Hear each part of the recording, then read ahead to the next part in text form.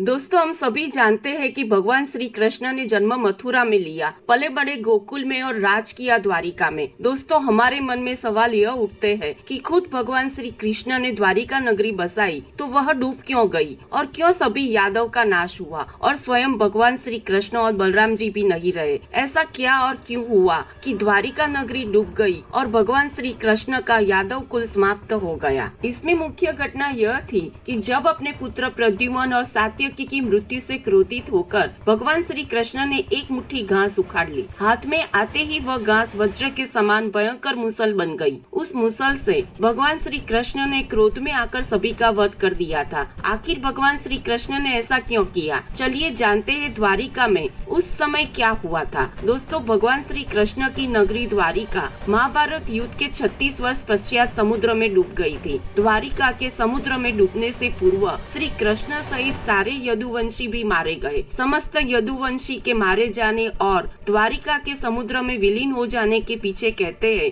मुख्य रूप से दो घटनाएं जिम्मेदार थी। तो दोस्तों, द्वारिका नगरी क्यों और कैसे डूबी थी, यह हम आज की कथा में जानेंगे। महाभारत युद्ध की समाप्ति के बाद जब युधिष्ठिर का राजतिलक हो रहा था, तब कौरवों की माता गांधारी ने महाभारत युद्ध के पीछे श्री कृष्ण जी को दोषी ठहराते हुए श्राप दिया कि जिस प्रकार कौरवों के वंश का नाश हुआ है, ठीक उसी प्रकार यदुवंश का भी नाश होगा। महाभारत युद्ध के बाद जब 36वां वर्ष आरंभ हुआ तो तरह तरह के अपशकुन होने लगे। एक दिन महर्षि विश्वामित्र, देवर्षि नारद आदि द्वारिका गए। वहाँ यादव कुल के कुछ नव युवकों ने उनके साथ परिहास यानी मजाक करने का सोचा। वे श्री कृष्ण के पुत्र सांब को स्त्री के वेश में ऋषियों के पास ले गए और उन्होंने कहा, यह स्त्री गर्भवती है, इसके गर्भ से क्या उत्पन्न होगा। ऋषियों ने जब देखा कि ये सब युवक हमारा अपमान कर रहे हैं तो क्रोधित होकर उन्होंने श्राप दिया कि श्री कृष्ण जी का यह पुत्र सारी यदुवंश का नाश करने का कारण बनेगा और सभी का नाश करने के लिए एक लोहे का मुसल उत्पन्न करेगा, जिसके द्वारा तुम जैसे क्रूर और क्रोधी लोग अपने समस्त कुल का संहार करेंगे। उस मुसल के प्रभाव से सिर्फ श्री कृष्ण जी और बलराम जी ही बच पाएंगे। श्री कृष्ण को जब ये बात पता चली तो उन्होंने कहा कि ये बात अवश्य सत्य होगी। मुनियों के श्राप के प्रभाव से दूसरे दिन ही सांब ने मुसल उत्पन्न किया। जब ये बात राजा उग्रसेन को पता चली तो उन्होंने उस मुसल को जाकर समुद्र में फेंक दिया। इसके बाद राजा उग्रसेन और श्री कृष्ण जी ने नगर में घोषणा करवा दी कि आज से कोई भी वृषणी और अंधकवंशी अपने घर में मदिरा तैयार नहीं करेगा। जो भी व्यक्ति छिपकर मदिरा तैयार करेगा उसे मृत्युदंड दिया जाएगा। घोषणा सुनकर द्वारिका वासियों ने मदिरा न बनाने का निश्चय किया। इसके बाद भी द्वारिका में भयंकर अपशकुन होने लगे। प्रतिदिन आंधी चलने लगी। चूहे इतने बढ़ गए कि मार्गों पर मनुष्य से ज्यादा चूहे दिखाई देने लगे। वे रात में सोए हुए मनुष्य के बाल और नाखून को कुतर कर खाया जा करते थे। उस समय यदुवंशी पाप की सारी सीमाओं का उल्लंघन करने लगे थे। जब श्री कृष्ण ने नगर में होते इस अपशकुन को देखा तो उन्होंने सोचा कि कौरवों की माता गांधारी के श्राप का सत्य होने का समय आ गया है। इन अपशकुनों को देखकर तथा पक्ष के 13वें दिन अमावस्या का संयोग जानकर श्री कृष्ण जी काल की अवस्था पर विचार करने लगे। उन्होंने देखा कि इस समय ऐसा ही योग बन रहा है जैसे महाभारत युद्ध के समय बना था। माता गांधारी के श्राप को सत्य करने के उद्देश्य से श्री कृष्ण जी ने यदुवंशियों को तीर्थ यात्रा करने की अनुमति दी। श्री कृष्ण की आज्ञा से सभी राजवंशी समुद्र के तट पर प्रभास तीर्थ आकर निवास करने लगे। प्रभास तीर्थ में रहते हुए एक दिन जब वृषणी और अंधकवंशी आपस में बात कर रहे थे, तभी सात्यकी ने आवेश में आकर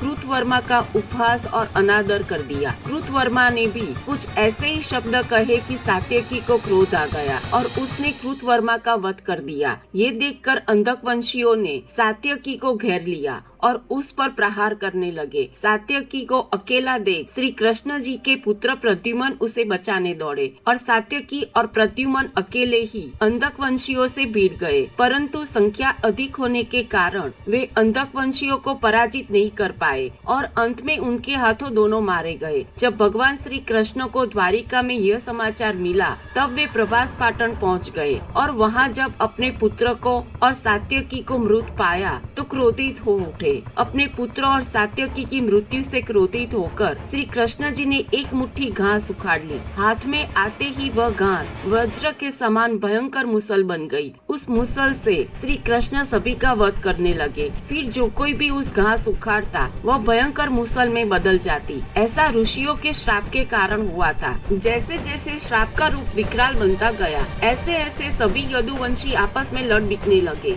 एक दूसरे को मारकाट करने लगे। भगवान श्री कृष्ण के पुत्रों सहित सभी यदुवंशी आपस में लड़ते हुए हजारों की तादाद में मरने लगे। लड़ाई इतनी भीषण हो गई, श्री कृष्ण जी के देखते ही देखते उनके पुत्र सांब, चारुवर्ण, अनुरोधक और गद की मृत्यु हो गई। फिर श्री कृष्ण जी और क्रोधित हो गए और उन्होंने शेष बचे सभी अंधकवंशियों का संहार कर डाला। अंत में केवल दारुक श्री कृष्ण जी के सारथी ही शेष बचे थे। श्री कृष्ण जी ने दारुक से कहा, तुम हस्तिनापुर जाओ और अर्जुन को पूरी घटना बताकर द्वारिका ले आओ। दारुक ने ऐसा ही किया। इसके बाद श्री कृष्ण जी द्वारिका लौट आए। द्वारिका आकर श्री कृष्ण जी ने पूरी घटना अपने पिता वासुदेव जी को बता दी। यदुवंशियों के संहार की बात जानकर उन्हें भी बहुत ही दुख हुआ। श्री कृष्ण जी ने अपने पिता वासुदेव जी से कहा कि आप अर्जुन के आने तक स्त्रियों की रक्षा करें। इस समय बलराम जी इन सभी बातों से व्यतीत होकर वन में चले गए हैं और शायद मेरी प्रतीक्षा कर रहे हैं। मैं उनसे मिलने जा रहा हूँ। वन में जाकर श्री कृष्ण जी ने देखा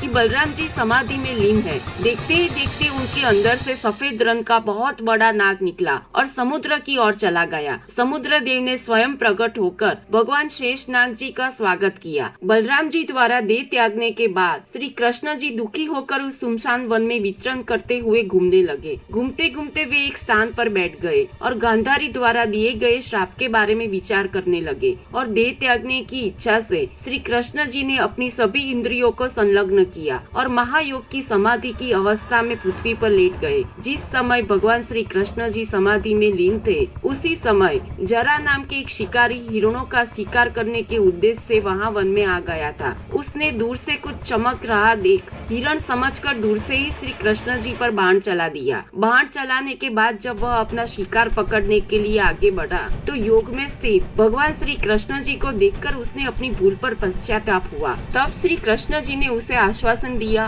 और अपनी लीला संकेल कर अपने परम धाम चले गए। इधर दारुक ने हस्तिनापुर जाकर यदुवंशी संहार की सारी घटना पांडवों को बता दी। ये सुनकर पांडवों को बहुत शोक हुआ। अर्जुन तुरंत ही अपने मामा वासुदेव को मिलने के लिए द्वारिका चले गए। अर्जुन जब द्वारिका पहुँचे तब वहाँ का दृश्य देखकर उन्हें बहुत ही दुख हुआ और श्री कृष्ण जी की पत्नियां उन्हें देखकर रोने लगी। इसके बाद अर्जुन वासुदेव जी से मिले। अर्जुन को देखकर वासुदेव जी विलक विलक कर रोने लगे। वासुदेव जी ने अर्जुन को श्री कृष्ण जी का संदेश सुनाते हुए कहा कि द्वारिका शीघ्र ही समुद्र में डूबने वाली है, अतः तुम श्री कृष्ण की सभी स्त्रियों और नगरवासियों को लेकर इंद्रप्रस्थ के लिए निकल जाओ। अर्जुन ने उनको आश्वासन दिया, ऐसा ही वे करेंगे। ऐसा कहकर वह रात अर्जुन द्वारिका के महल में रुक गए। उसके बाद अगली सुबह श्री कृष्ण के पिता वासुदेव जी ने प्राण त्याग किए। अर्जुन ने विधि विधान से उनका अंतिम संस्कार किया। वासुदेव जी की पत्नियां देवकी, भद्रा, रोहिणी व मदिरा भी चिता पर बैठकर सती हो गई।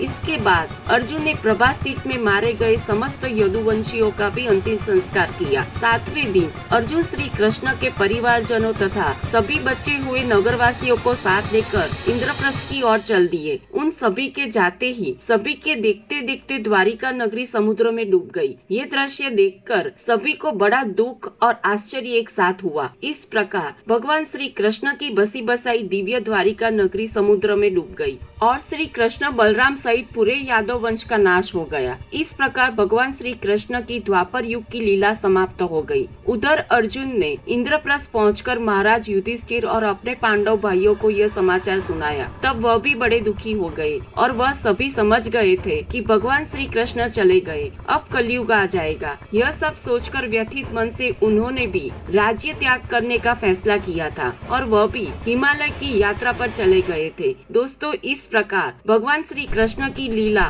दुखपूर्ण तरीके से समाप्त हुई थी और द्वारिका भी देखते ही देखते समुद्र में डूब गई थी। और आज भी उस द्वारिका के अवशेष जो समुद्र तल में मिलते हैं, वह द्वारिका की पूरी कहानी बयां करते हैं। दोस्तों, भगवान श्री कृष्ण और उनके पुत्रों की बहुत सी कहानियाँ महाभारत में छिपी है, जो हम आपको सुनाते रहेंगे। यदि अभी तक आपने हमारी चैनल को सब्सक्राइब नहीं किया है तो आज ही कर दीजिए। धन्यवाद दोस्तों।